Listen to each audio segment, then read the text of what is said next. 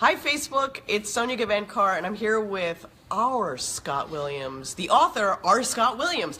It's a week before the Odd book comes out, and we wanted to tell you a little bit about what's keeping Scott busy and how you can get your copy of the book coming up in just 7 days. Scott, how are you doing? I'm fantastic, Good. Sonya. Thank you. Thank you for doing this. No problem. Well, I'm excited to read the book. I have not gotten a chance to read the book yet, although you've been sending out lots of books to book reviewers. How many books have you sent out? I've sent out about 100 books so far. So at least 100 people are reading your book already. And I've had some very positive feedback so far, which is nice. You're kind of afraid and nervous when you send those out.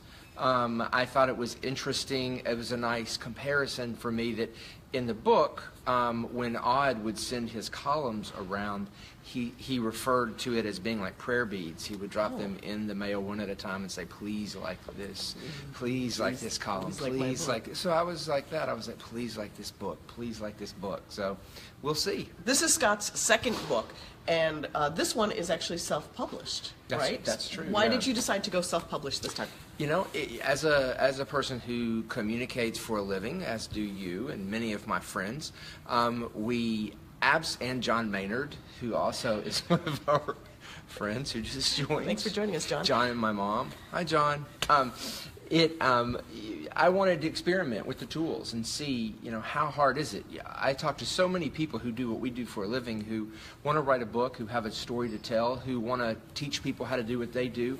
And a book is an interesting way to do it. And now, in the past, we all had to wait until someone else gave us the stamp of approval and published for us. Now we can publish ourselves. We don't have to worry or wait, or we can just take over control and get the book directly into the hands of the people. That's pretty cool, and you can find out more about how Scott did that actually by checking out his LinkedIn account. You wrote some great article about how you can actually, when I say you, I mean me. I need to read the article and then write a book. Well, I've had a lot of people have said, tell me how to get started, what tools you use. And so in the LinkedIn article, I just put the tools that I've been using to get to start this process. This is a long book, Scott.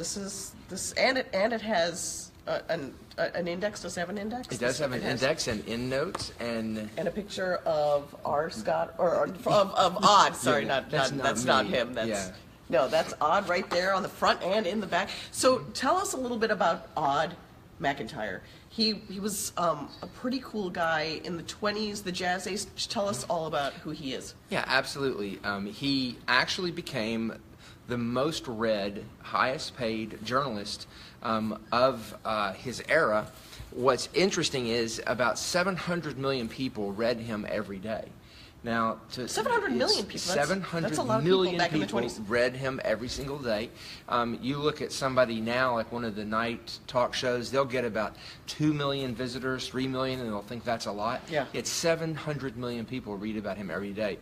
What's interesting is that the reason why he had such a great appeal was because he was in New York and he was writing about his experiences with all the celebrities of the day, with the writers, with the actors, the business people, and he was a mover and a shaker, and he just wrote about his experience, but he never forgot his hometown of Gallipolis, Ohio, and he wrote, about his experiences sort of through that filter. Oh, that's it. So he was like a common man in the big city, but still rubbing elbows with all those superstars. Now that's how he wrote. Now he didn't necessarily live like a common man because he lived at the Ritz-Carlton and he had a chauffeur-driven limousine. That's pretty nice. So he very much enjoyed the fruits of his labor, but at the same time, when you read his writing, it was written in such a unique way. That's what first drew me to this particular character. The next time we meet, can we do a reading? Can you read one of his things? Sure. The next time we meet. Yeah. Do it in his voice. Now that I don't know his voice. Oh well, yeah. Well, I guess old-timey radio. There's no kind of clips of him. The folks in Gallipolis, Ohio, that I've befriended through this process at the library had a recording that they thought might be his voice, and so they had it professionally listened to. As they say, is that a technical term? Yeah, it's a very technical Listened word. to. Yeah, and it was not his voice, unfortunately. Oh, too bad. Yes. Although there is a recording, you'd find this really interesting, Okay. and I've not shared this with you. You can, and I'll post a link in the show notes. Now, I hear that on podcasts. I don't have show notes for Scott's this. getting but real technical on this I will, Facebook Live, so keep up. I'll share it on Odd's Facebook page. Oh, okay. But there's a recording that back in the 40s, they did a tribute to him on a radio show. So they had an orchestra play a song, and they had Tallulah Bankhead read one of his columns. In a husky voice. That's exactly. Oh, maybe I should do it. I should do it. the Oh, reading, while yeah. I'm still sick, I'll do it for you. Absolutely. That Okay, would be that sounds great. good. Tell us a little bit. He was an odd character. He was kind of like sickly. Is that the word? He was very sickly, and as it turns out, he had pernicious anemia. Pernicious I think. Oh, you think? I think that's not proven. Oh, okay. It's just and historians get very jumpy. Okay. When people start trying to, diagnose your neighbor, much less somebody who's been dead for this many years. What makes you think it was pernicious anemia? So pernicious anemia, the symptoms were hallucinations. Okay. They were. The more you say, the more I'm going to think I have it, just so you know. Hallucinations. Hallucinations, obsessive compulsive disorder, dramatic weight losses and gains up and down, which I think I might have. I was Maybe going I to say, have like, it I too. the gain. The up. So I think it was undiagnosed because Okay. he was a Christian Scientist, so they didn't go to doctors. But even if they had have gone to doctors, it wasn't something that people knew about back then. So people would get it and die pretty quickly. He died when he was 54. Most likely from that. Now, you say we. Was he married, spouse? His wife was Maybelle, who was really the hero of the story here, I think. Really? Because she's the one who really believed in him. And when he was suffering, when he was unable to get out of bed, there's several pictures of Maybelle. I'll look in for there. them while There's you a tell us. picture of her later on towards the back as after he was long gone. But she's the one who said, hey, let's get the typewriter out. Let's type a letter, that you can send out to newspapers around the country, writing about what you're experiencing. And that gave him enough energy to pull himself out of his depression long enough to type. And from there, that's when he went on to be Valentino's close friend. He worked for Florence Ziegfeld, and he his career took off from there. He still struggled with the depression from time to time and with all the other symptoms. Like he had many obsessive compulsive problems because of, I think, the disease that he was struggling with. Things like he was afraid people would knock lint off his shoulder, and he was afraid. He didn't like big crowds. He was super shy. I feel like if you're going to name your kid Odd, you're kind of setting them up to be a character. You are asking. They're not going to for just be totally normal. Yeah, but it was his mother's brother's name, so it was a family name. Although, however, people will point out that it was pronounced Odd. Oh. But I have confirmed with people who knew him and his wife That he prefers Odd. That his wife referred to him as Odd, and he typed as O.O. McIntyre. Okay. It was his newspaper name. Where can people buy the book in 7 days? Did you find a picture of his wife? I didn't. I didn't. I thought it would be kind of rude for me to. No, that's be. okay. No, we'll go to the Okay. very back. Oh, you know exactly where it is because he's the author. Because I'm the author. There we Oh, go. she's lovely. That's her. Oh, That look at was her. her. She's so lovely. That was Maybelle. Maybelle. And Maybelle lived to be. She lived a good long life. It Yeah, looks like. Maybelle lived to be 101, and Wow. she died in a nursing home. Oh. Now, will Scott Williams be at the Newseum talking about? Oh, I'm his sorry. book anytime R. Scott soon? Williams, will you be here at the Newseum anytime soon? I actually for a will. book signing or anything of the such? Of course, you're familiar with the world-famous host, John Maynard. John Maynard, I believe he's tuning in right now. Oh, I believe that's his light. There. His His light just went by. Yeah. John Maynard is going to be interviewing me on Friday at the Newseum. Excellent. So we're really excited. And then the next day is the launch day. So we're very excited. This is the preview. This, you mean today Ooh. is this? Oh. Now it's a show. Wouldn't be a Facebook Live.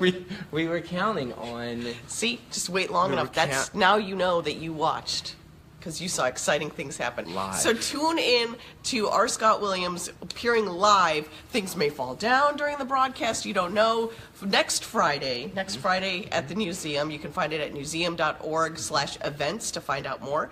And to buy the book, you can buy the book there? Amazon. On Amazon. Yeah. So buy the book on Amazon, and because you're a Facebook friend of Scott's, you could probably get him to sign it and send it right back to you. Well, you know what? Speaking of that, Oh. because people have been asking me how to do that, if you go to anoddbook.com, you can click on a little form, and I'll sign a book plate and mail it to you. Oh, nice. So that way you can stick it on there so you can have an autograph. Very nice. An autographed That's copy of the Odd book that you see right here. You can get it in 7 days. This is I think that the jazz age is like the new hot age that everybody's going to be talking It's about. because of me. Well, it's because of I you. started it. You started Yeah. it. Why do you think everybody cares so much about the jazz age right now?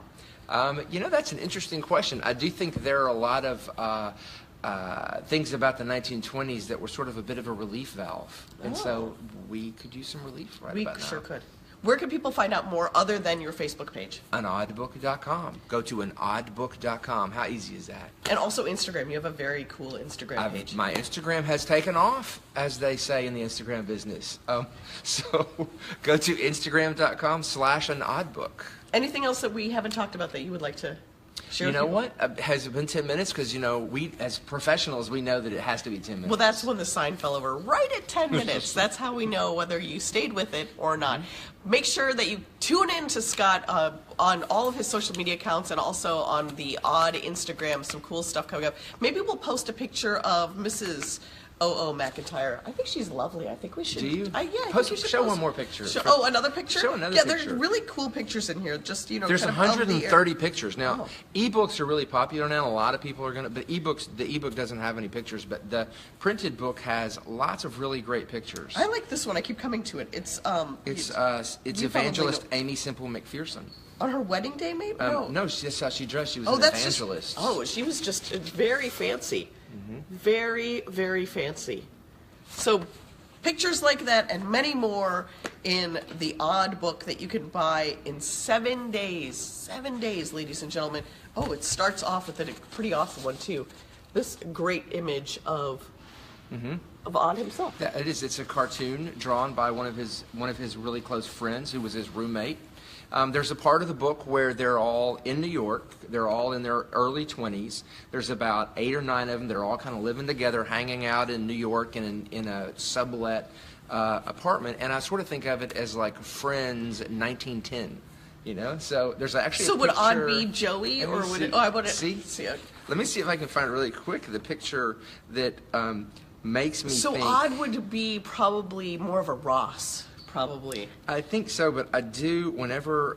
Oh, here we go. Whenever I look at the picture, I sort of hum the Friends theme song. Here, I'll let you hold it up because you're doing such a good job. Thank you for being a friend. That is the Golden Girls theme Oh, song, just sorry. so you know. What's the Friends theme song? It was I'll be there for you. There you go. There. That's why I did the clapping. Oh, I got it. I'm sorry. So I glad completely that missed my audience of one here is catching on. So to get more information, you can find out more about the author there as well, Scott Williams. Scott Williams. More Odd stories coming up probably in the next couple of days as we ramp up to the big release on Amazon. I think people should bookmark the page today so they can be sure to know when it comes out. when Or it's bookmark an available. Odd, or trust me, you'll know. If you're my Facebook friend, you'll know. So the next Facebook Live we'll probably do will be on the day that it launches, just from Scott's desk, watching the numbers tick up of people buying the book. It'll happen. I hope so. Thanks for joining us, Scott. You're welcome. Thank you for doing this. No and thank problem. you all for joining us. See you next time.